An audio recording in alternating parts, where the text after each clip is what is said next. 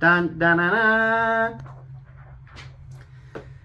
I was, so I wanted to go ahead and make this video. I've been stalling on it for a long time, and 2022 is almost over, so I wanted to just go ahead and make it and just make what I could for now. I don't have a MacBook anymore. It started having issues, so I'm not doing a script or anything. I'm not doing like pre-recorded segments and locations and stuff like that. This is just going to be me talking to the camera, and I'm just going to be talking about myself and my upbringing and just kind of my writing journey before becoming published and then after. So we'll just get started. I'm just going to jump into it. And like I said, I don't have a script. I don't, just going to tell the story like this, like Homer, I guess. But anyway, so my earliest memory of wanting to write was, I don't know how old I was, but I know that I couldn't write any like letters or even complete, well, obviously not complete sentences either. Um, so I have this memory of being at a roll top desk that my father owned, and I just got a piece of paper and I got a red pen, and I remember just something in my head was like, you need to write something down, you need to write this down. And what, I didn't know. And I still don't know, because all I did was I scribbled, and I just kind of did this, for a while.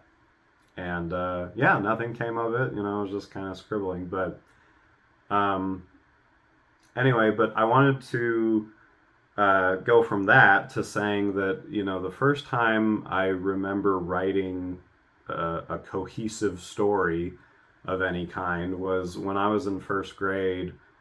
Um, like Captain Underpants was real big, and I had watched Superman and some of the Batmans and stuff. So I made my own little superhero story, and I don't remember what it was called, but I made it and it was cool. And when I finished, like I remember it was some papers that were folded like hamburger style, I suppose, and then I stapled down the middle, and so that made like the binding basically. And it was about 15, 16 pages of just, like kind of a, you know, uh, a book, I guess. Well, a very, very short book. But yeah, and it was just a superhero story, a very, definitely a Superman ripoff. Please don't sue me, DC, I'm sorry. But anyway, but my teacher, my first grade teacher, saw that I was doing that, and she just went, "Well, hey, at the end of class today, do you want to read this story to the class?" And I was like, "Sure." And I think that was definitely like the kickstart to everything. So yeah, when I was about 7 or 8 years old, that was a big deal. Like, okay. And somehow I had the confidence to go up in front of my class and read the story. And, everyone was nice about it. Nobody was really like bullying me yet. But yeah, so that was a big deal to me. So thank you, Mrs. Burchett. Um, yeah, but um, but what's kind of weird is like I do remember writing when I was in first grade and maybe second grade, but I kind of don't remember writing after that. And when it picked up again was actually when I was in fifth grade. And I've told this story to a bajillion people, but what happened was in fifth grade, my dad, we were on a family vacation of sorts, and he didn't plan it in the right time frame. So we actually came back late from our Christmas vacation, which, we, whatever. Anyway, but so we got back late. So like school had already started, and I missed about the first 3 days of school. Came back to school, and my teacher was just like, okay, well, you need to do these assignments. And I probably won't name this teacher because I wasn't a huge fan of her. But, I guess in a way, inadvertently, like she launched my writing career of sorts. Um, but yeah, so what happened was this teacher was like, here's your assignments, you need to do them. I'll give you, I think like back back when I was growing up, I think they used to like, so I missed 3 days, so I had 6 days to do the homework, I think. But I was pretty good at school, so I finished everything. This is my recollection, okay? So if somebody wants to dispute it, I understand. But this is my recollection of what happened. I did all the assignments like pretty quick, turned them in, and then my teacher pulled me aside one day and was like, "Hey, I didn't get those assignments from you." And I was like, "Oh, okay." And she was like, "No, I'm going to let you do them again, but this time, you need to do them and then you need to turn them in." I was like, "Okay, you know." So I did all these assignments again, turned them in. This was her first year of teaching, by the way, too. Not to bias anybody, but um, so I turned all the assignments in again, and again she pulls me aside, and she's like, "Where are these assignments?" And I begged and I pleaded, and I was like, "I have turned these in twice now," and she didn't believe me, and she just went, "I'm gonna give you a third chance." And by that point, I'm going to try to keep these stories clean, but, I said F that basically in my mind. And I just refused. And I didn't do the assignments for a third time. And, I was being a rebel, and I was just like, I'm not going to do it a third time. So at some point, she got frustrated with me, and she was like, I think we had like 2 or 3 weeks left of the 9 weeks. For the third 9 weeks, I guess it would have been. So she was like, "I'm gonna have to make you sit out at recess for the next until you finish these assignments." So there was like 2 or 3 weeks left, and she was like, "I'm gonna make you sit out until you do these assignments." And I said, "Okay, sure," but I had no intention of doing them. So I had them with me, and I would sit there like as I was, sitting around on the playground with some kid that, was also in, I forgot what they used to call that. I almost called it lunch detention, but, that you had to sit out at recess. So the other kids that had to sit out with me were like, real hardened criminals. And then for me, it was just like I wasn't doing my homework. So I would sit there and, I think the first few days I didn't do anything really at all.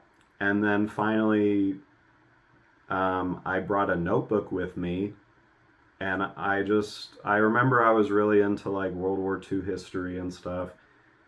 And so I just thought, well, what if there was a third World War? And, I didn't really know anything about uh, geopolitical anything. I had seen some action movies or whatever, and maybe James Bond movies, but I didn't know anything besides that. So I made up this ridiculous story that we went to war with, I think it was Korea, and it was called The Terror of World War III. And I was blown away by my own imagination. No nuclear bombs were involved, though. So it was just a war because, But, anyway, so I wrote parts 1 through 5 of that, and my teacher saw that I was working on something, but she didn't put it together. Like, she thought I was just working on my assignments very slowly, I guess.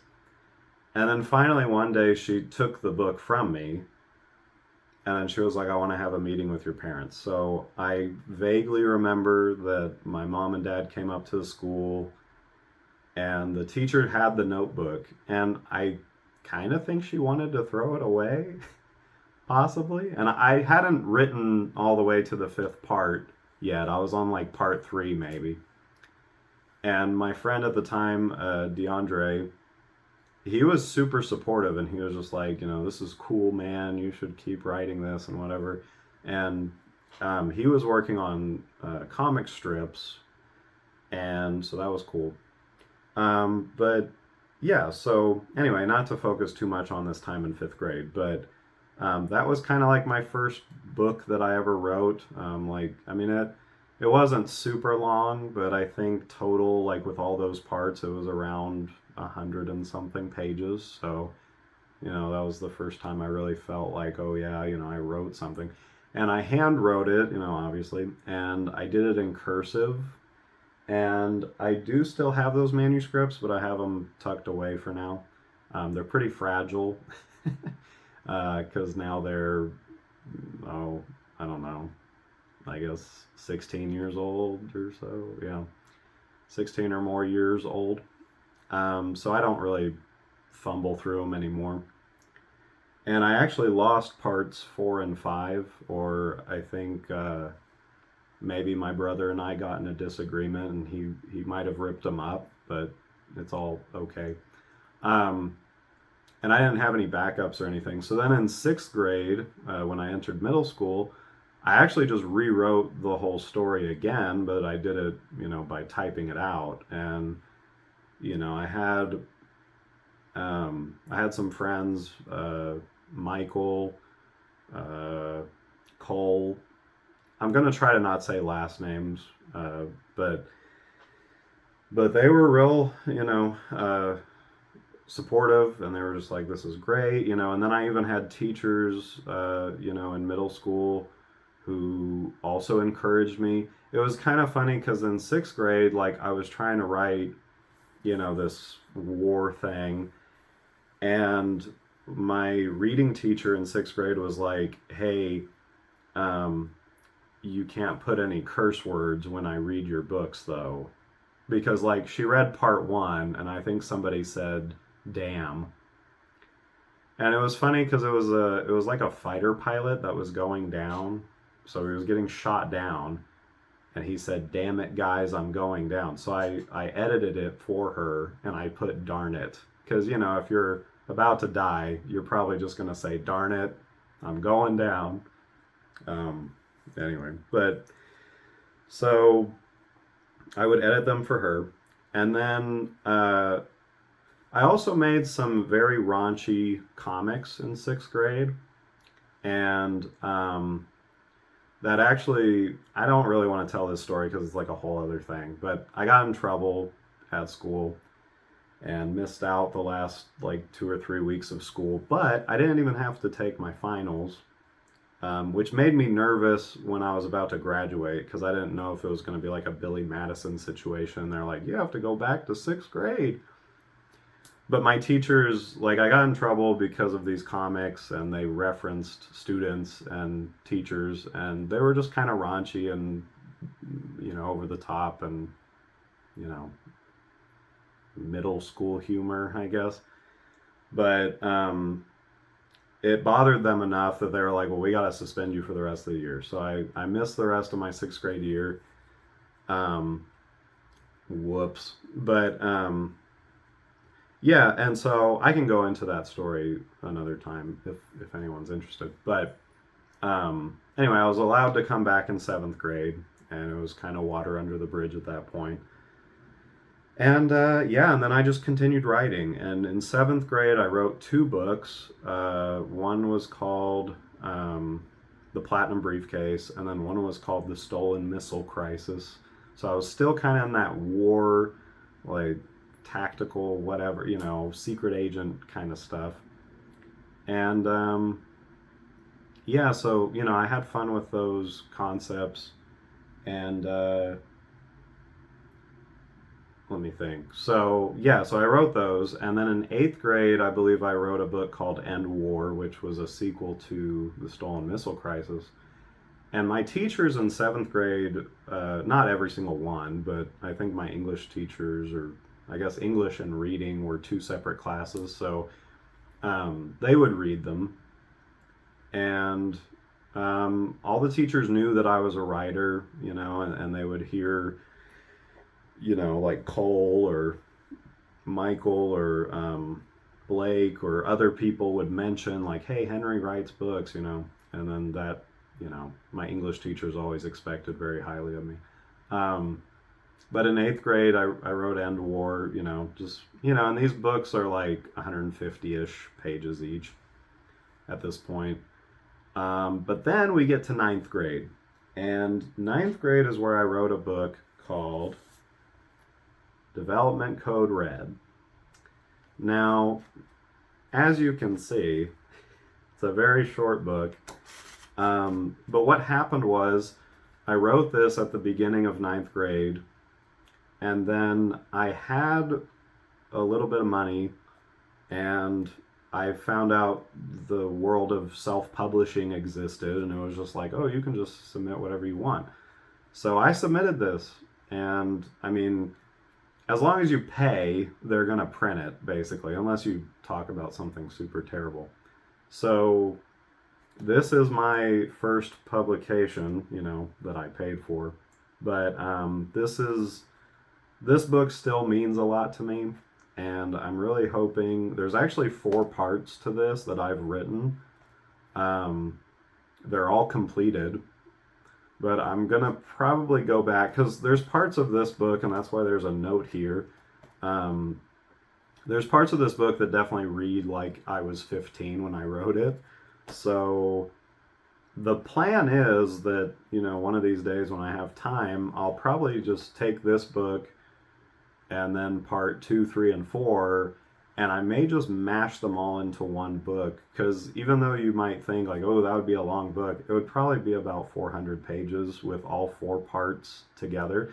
But it would be a very fast-paced 400-page book, because there's a lot of stuff that went on from part to part. So, but yeah, like, and this kind of gave me notoriety, and I sort of did it as a show-off thing, like, because I feel like people that knew me in middle school and even elementary school, like if they had heard like, oh, you were writing, there was kind of this pressure of like, well, why aren't you a published writer? Even though like I was 15, So, I mean, that's really the only reason I, went through with this.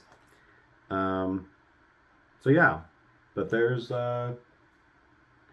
that's the first book I published. Okay, I took a small break.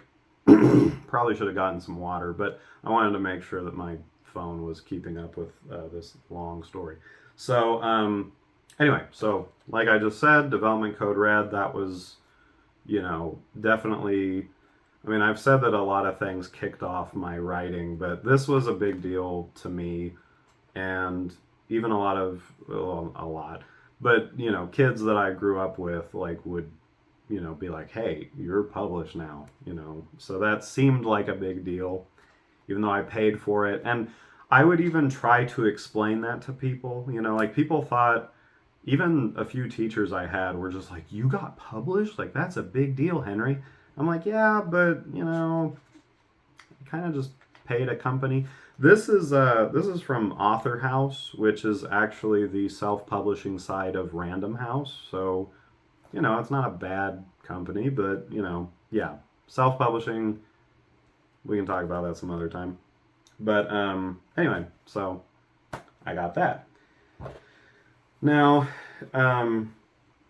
when I was 15, when I was still 15, and I think it was the summer before sophomore year, I went to my cousin's wedding in Austin, Texas. I believe it was Austin, Texas. It was a very hot part of Texas. I guess that's just all of it in July, or June or July. But my cousin Amber was having a wedding, and I flew out for it. And I hadn't seen my Uncle Ken in a very, very long time. And he had heard that I was wanting to be a writer and that I was writing and all that good stuff. So he actually went ahead and he offered that he and his, I believe, wife at the time, that there was writing conference coming up soon, and that he would love to buy me a ticket to go to it. So I want to say, well, I met him I re-met him when I was 15, and then like after sophomore year, and I had written another book called The Assassination of Guanpei, which has not seen any publication for reasons. But yeah, so just because it's not long enough, uh, let me clarify. But yeah, so um, but my uncle Ken, then we talked again. Like when I was 16, I had a car and everything, and it was summer before junior year. And my uncle was like, "Hey, I bought you a ticket to a writing conference. I have some friends that are gonna be there, and um, and they were the ones that told me about it, and I think it would be great for you." And I was like, "Okay, thank you so much." So I drove out to Emporia, Kansas, and I went to their university, and it was just a weekend thing. But there was W.C. Jameson was one of the main people that talked. Gosh, I can't remember some of the other names. No offense, but one was a guy, Max something, and he actually wrote some Indiana Jones books that kind of continued the story outside of the movie. So that was cool. And then there was actually a literary agent there, and I had books that were ready, but I didn't really want to just throw my books at anybody. And it actually cost more money. Like you could have, excuse me, I could have paid for a spot basically for the literary agent that was attending. Like, and I didn't know that because my uncle like bought me this ticket, and that was the extent of it. And I didn't expect anything else from him, but I found out later, that I could have potentially, given a script or one of my novels to this literary agent. But while I was there, like almost everyone else did that, and I think only one person got a possible contract. Like it was like a maybe. Like, yeah, your book sounds pretty good. But anyway, so that was that, and I was like, okay, and like I learned a lot, and the literary agent that was there, he gave us all these websites, and I jotted all this down during the classes. I got to eat some good food, and it was a really cool campus, at Emporia. So I'd like to visit it again sometime. Um, but yeah, and then that just made me really excited, even more so. So when I was 17, let's see, junior year of high school, um, I'm trying to think of what book I would have written then. It hurts that I don't remember. But um, oh well, actually I do remember. But I had the assassination of Guanpei ready. Yeah, okay. Now I know how to tell the story. So I had the assassination of Guanpei, and I started doing what's called querying, or I was sending out query letters to agents to try and get an agent for my book when I was 16, 17. And so I did that for about a solid year. And then in my junior year of high school, well, I mean, not a solid year, probably like 6 months, so leading into junior year. And around the time I turned 17, I got an agent. And I won't say her name. Well, I'll say her first name's Letitia. And she was whatever. I won't give her whole backstory, but she was a literary agent, and it was the real deal. So the way it works is like if you find an agent, like I mean, a legitimate agent shouldn't charge you any money. Just what I've been told. And Letitia didn't. She was like, I want to represent you though. I think the assassination of Guanpei is great. It's a page turner. One day I'll fix it up and get it out there in the world. But for now, I'll just leave the mystery there. But I think you can tell by the title what happens. But anyway, but Letitia was like, "Yeah, I want to represent you. This is a great book. Let's do it." So I was like, "Great." So I signed this contract, that she's going to try to find me a publisher, and I saw all these communications that she sent out to try and get me a publisher. And in school, like people were asking me, well, you have development code red, so when's your next book, and there was this pressure there. And then I bragged to people. I was like, yeah, I got an agent, everything's going great. And people were excited for me, and I was like, oh, great. Um, but I don't know if you can tell where this story's going. She didn't scam me or anything like that. But what actually happened was she was just like, it'd be better. She was like, Letitia was like, I mainly publish or help people get young adult books published. Like, that's my market. And I was like, young adult? Like, you mean like Twilight and Harry Potter and stuff like that? And she was like, yeah, basically, like, exactly like that.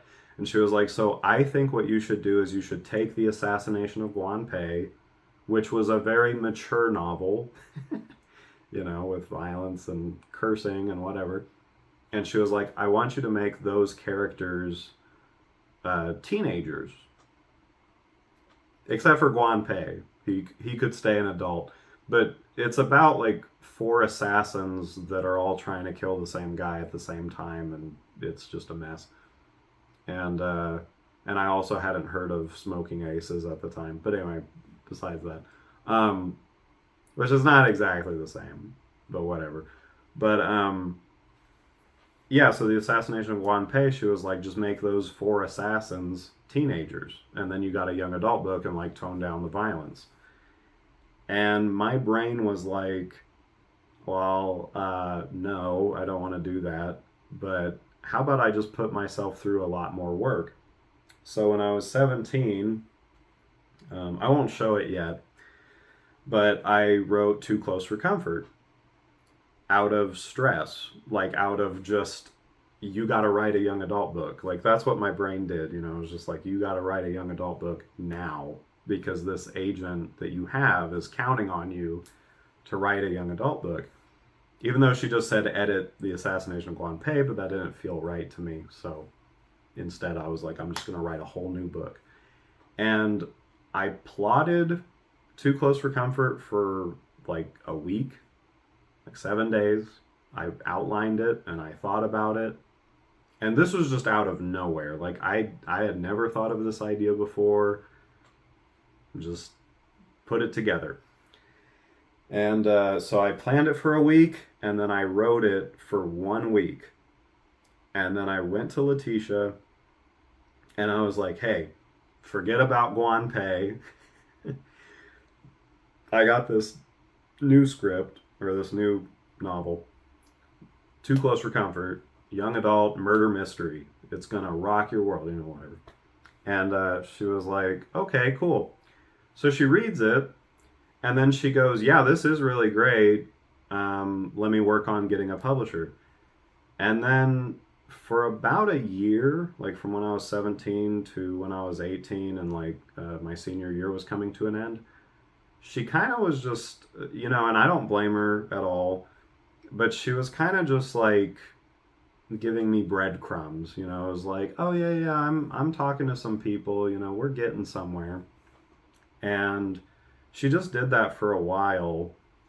And finally, like towards the end of my senior year, and I'm not trying to blame anyone else necessarily, but there were these kids that were just like, well, when's your next book coming out, Henry? You said that another book was coming. And I was like, yeah, I have an agent and she's working on it. And then Letitia, like towards the end of my senior year, was like, hey, I'm actually just going to go ahead and like terminate our contract because I'm not getting anybody. Like she said that the market changed and that now, instead of young adult books, that self-help books were the big thing. And so she was going to focus on that. And like, she's very sorry she couldn't find me somebody. And so I was pretty devastated. And I was like, well, I should just try to find another agent, or whatever. And so I feel like I should kind of speed this story along. But so then uh, Let me think. So yeah, so I was pretty devastated. And then my senior year of high school, I thought about The Platinum Briefcase, which was a book I wrote in seventh grade. Um, did I mention that already?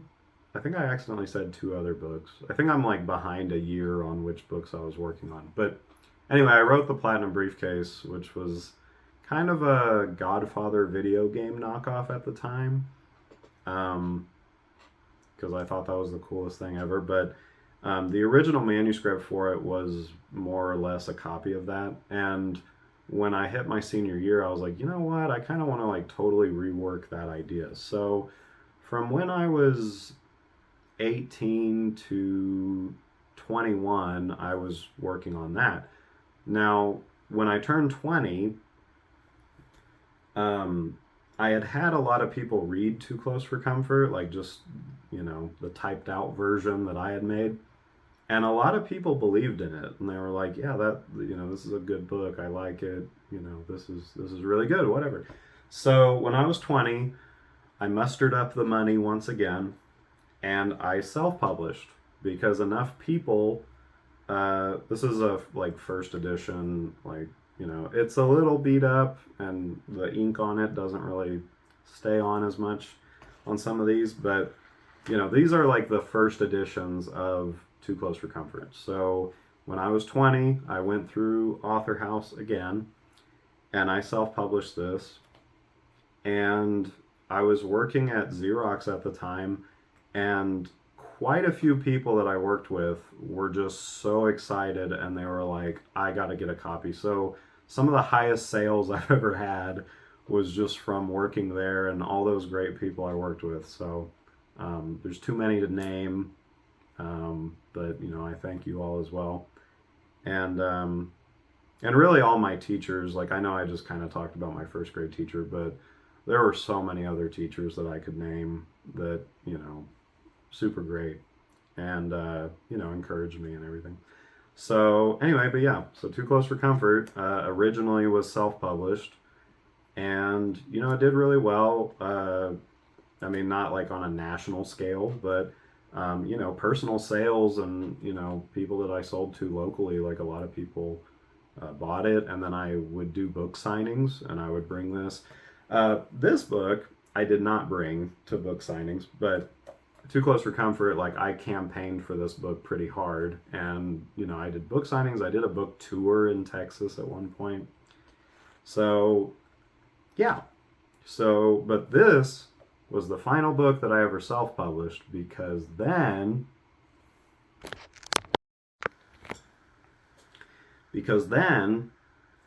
um, the good stuff happened. So when I was 21, I finished The Platinum Briefcase, the new three-part gangster epic version that I just kind of, had been thinking about since seventh grade. And then by senior year of high school, I was like, you know what, I'm just going to go for this new take that I've been working out up here.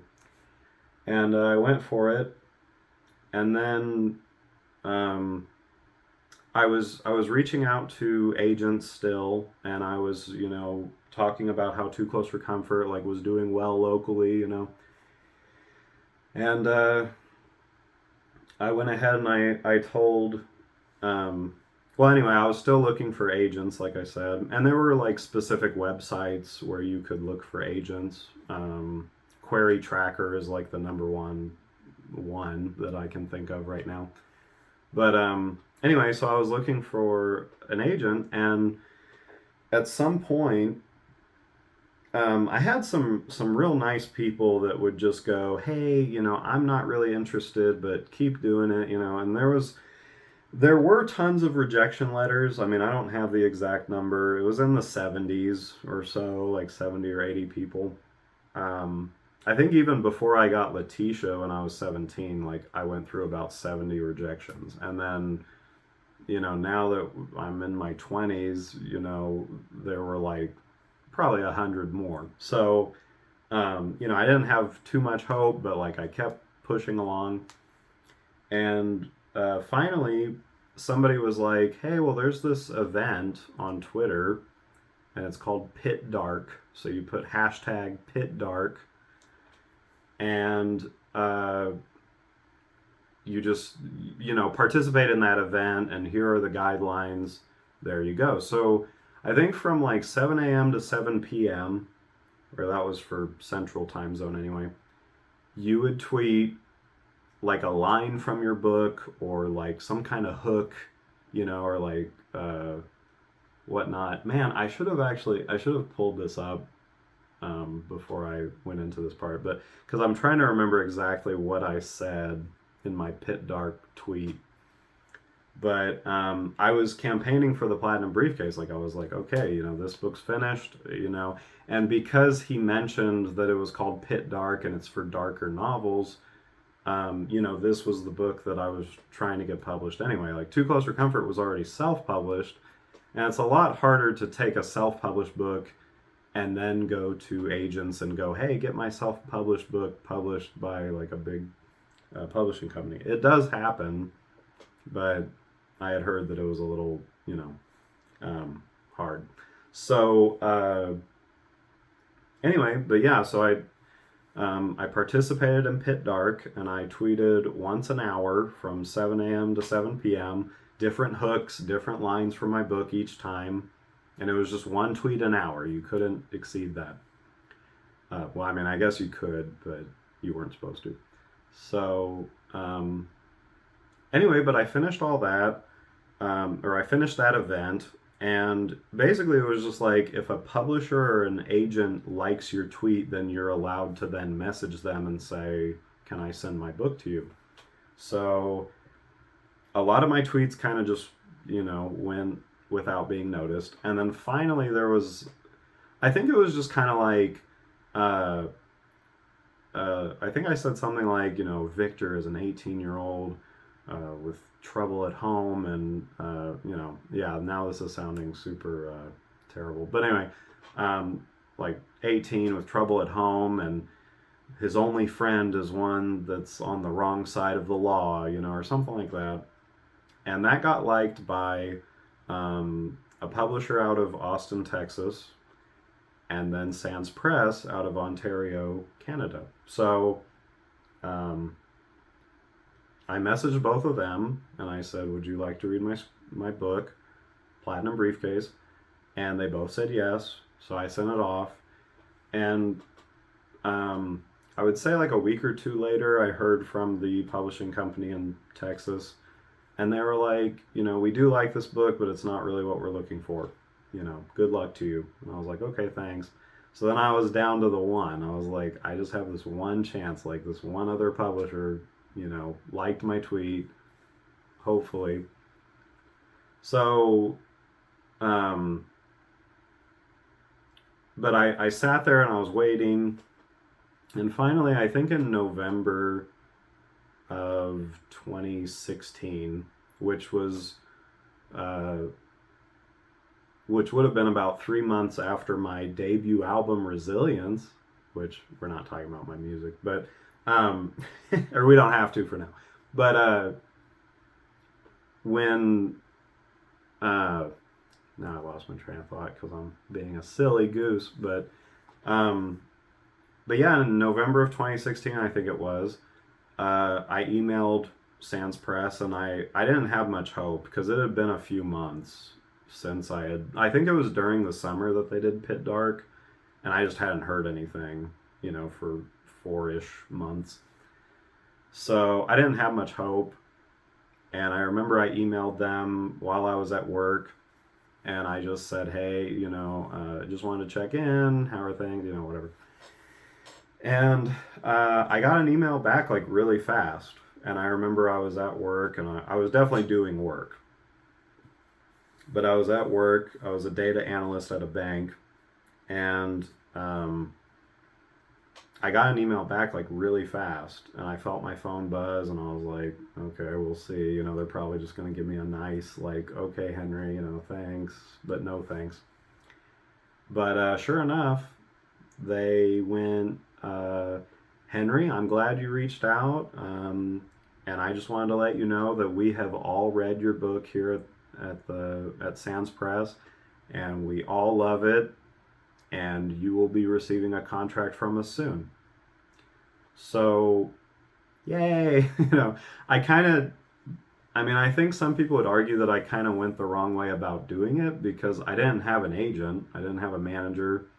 I just went straight to the publisher, and but they were nice enough to, give me a chance. So, in February of 2017, the Platinum Briefcase came out, and it's a hefty boy, but it's a 3-part gangster epic, and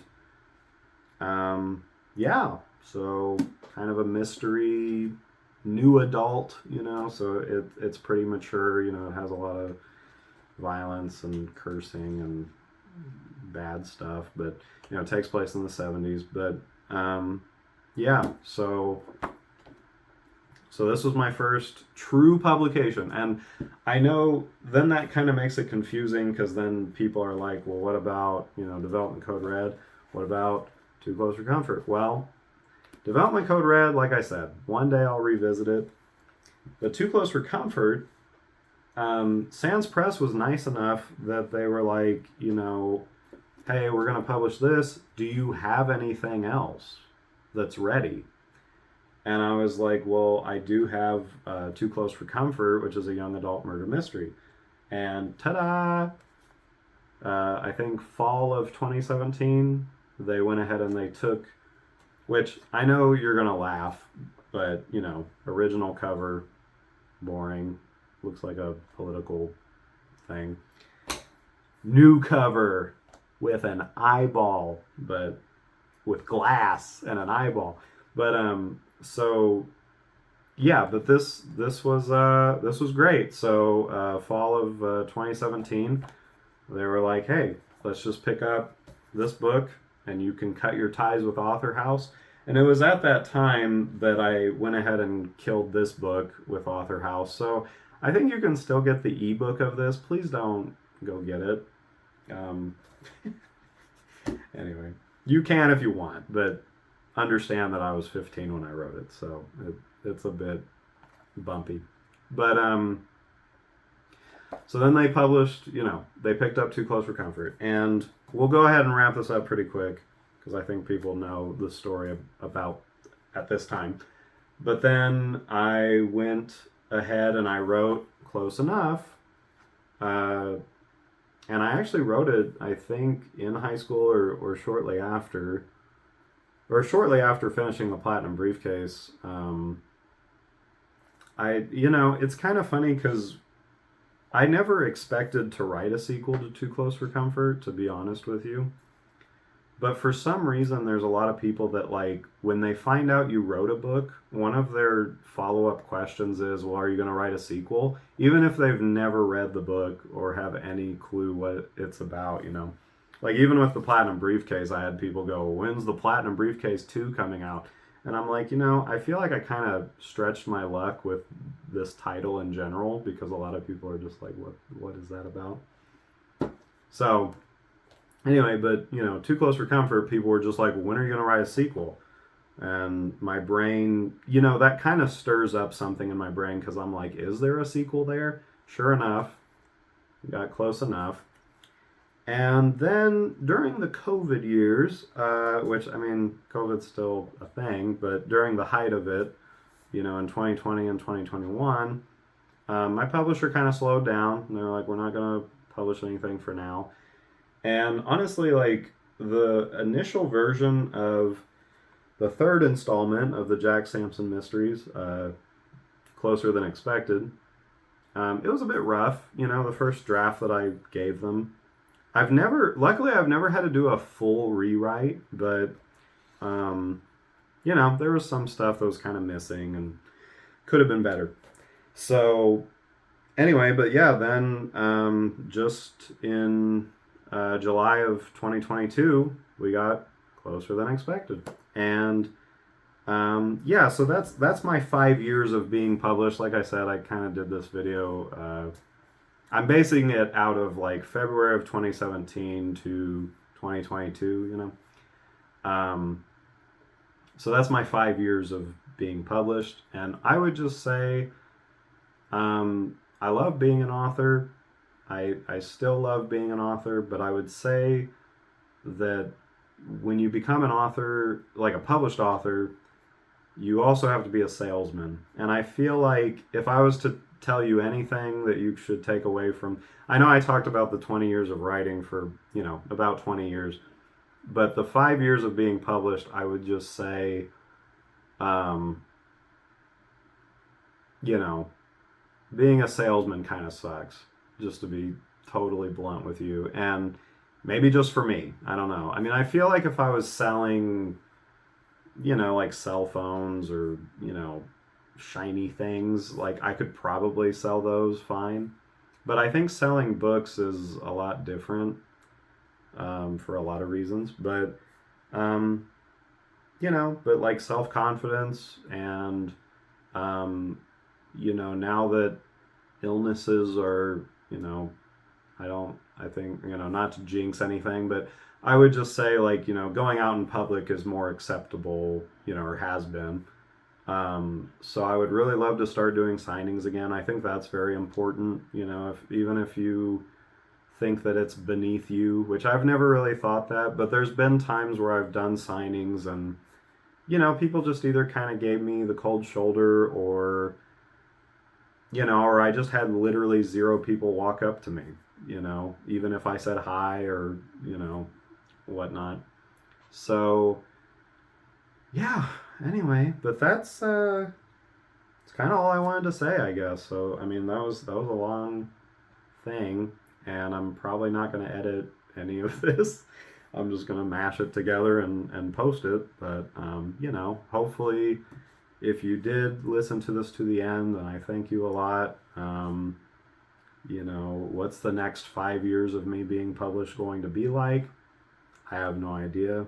You know, I'll finish out the Jack Sampson mystery series. I only plan to do one more of those. Sorry to say, but yeah, one more, and then I have, a lot of other ideas up here, and I would really love to hammer them out and get more stuff published. So. Thank you again. Like I said, if you watched this to the end, I know it wasn't a very glamorous video. It wasn't, well edited or anything like that. Hopefully I can do that in the future, depending on how well this does, or, even if it doesn't do well. But I would like to start posting to YouTube more often and take it a little more serious. So this was going to be my first jump into doing that. The next video I plan to do is going to be called Guitar Stories, or it's going to be a series. And it's just going to be about some of my main guitars and the story behind them, with a little bit of playing. So, if you think that sounds good, if not, then I'll try to do another author-related video at some point. I don't know, but yeah. So anyway, I just kind of wanted to... I guess I'm kind of beating a dead horse at this point, but I just wanted to make this video. I wanted to tell my story so far, and, maybe in another 5 years I'll do this again, or, if I have a major announcement, I'll do something, but, yeah, until next time, thank you.